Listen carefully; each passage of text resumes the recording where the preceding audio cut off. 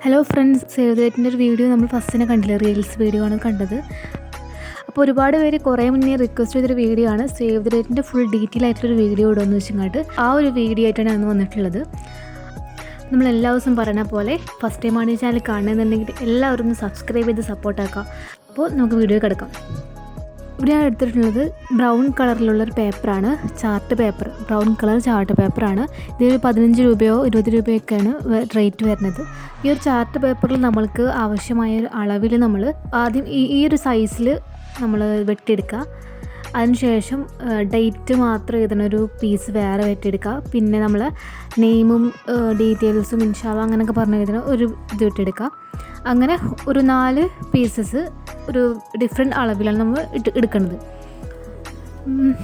Save പല type video ഉണ്ട്, ഒരുപാട് മെത്തേഡിൽ നമ്മൾ ചെയ്യുന്നുണ്ട്. ഇപ്പോൾ ട്രാൻസ്പെറൻറ്റ് ഗ്ലാസ്സിൽ ചെയ്യുന്നുണ്ട്, ഫോട്ടോ ഫ്രെയിമിൽ ചെയ്യുന്നുണ്ട്, അങ്ങനെ ഡിഫറെൻറ്റ് ടൈപ്പാണ് ഇപ്പോൾ ചെയ്തിട്ട് ഇറങ്ങുന്നത്. അപ്പോൾ നമ്മളോട് ചെയ്യുന്നത് വിൻറ്റേജ് ലെവലിൽ വരുന്ന ഒരു ചെറുതായിട്ടൊരു കോഫി ടൈപ്പ് ആ ഒരു മോഡലിൽ വരുന്നതാണ് നമ്മൾ ചെയ്യുന്നത് കേട്ടോ. ഇതിപ്പോൾ നമുക്ക് കോഫി പേപ്പറിലും ചെയ്യാനൊക്കെ പറ്റും. ഇപ്പോൾ ഞാൻ ചെയ്യുന്നത് നോർമൽ ബ്രൗൺ കളർ ചാർട്ട് പേപ്പറിൽ ഒരു വൈറ്റ് ഒന്നിൽ A4 അല്ലെങ്കിൽ ചാർട്ട് പീസ് വെട്ടിയെടുക്കുക. ചാർട്ടായിരിക്കും കൂടുതൽ നല്ലത്, അപ്പോൾ കട്ടി ഉണ്ടാവും. വൈറ്റ് ചാർട്ട് അതിനെക്കാട്ടിയും ചെറുതായിരിക്കും വെട്ടിയെടുത്തിട്ട് ഇതുപോലെ ഒട്ടിച്ചു കൊടുക്കുക. നമ്മൾ വീഡിയോയിൽ കാണുന്ന പോലെ ചെയ്ത് കൊടുക്കുക. ഇതിപ്പോൾ ഒരു മെത്തേഡിലുള്ള സേവ് റേറ്റാണ്. ഒരുപാട് മെത്തേഡ് വരുന്നുണ്ട്. ഞാൻ ചെയ്തേക്കണ ഒരു മെത്തേഡാണ് ഇപ്പോൾ ചെയ്തേക്കുന്നത് കേട്ടോ. അപ്പോൾ വീഡിയോയിൽ കാണുന്ന പോലെ നിങ്ങൾ ചെയ്ത് നോക്കുക.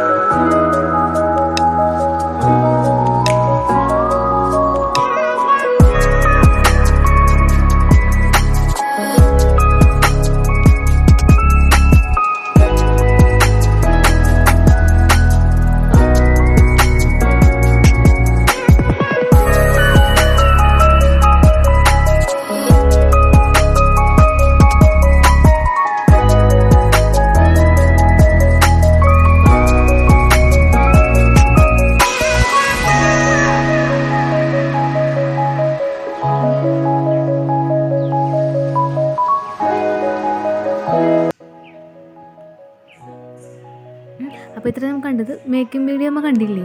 അപ്പോൾ ഈ ഒരു വീഡിയോ നിങ്ങൾക്ക് ഇഷ്ടമായെന്ന് വിചാരിക്കുന്നു. നെക്സ്റ്റ് നമ്മൾ മേക്ക് ചെയ്ത സംഭവങ്ങൾ ഒന്ന് അറേഞ്ച് ചെയ്ത് വെക്കാം.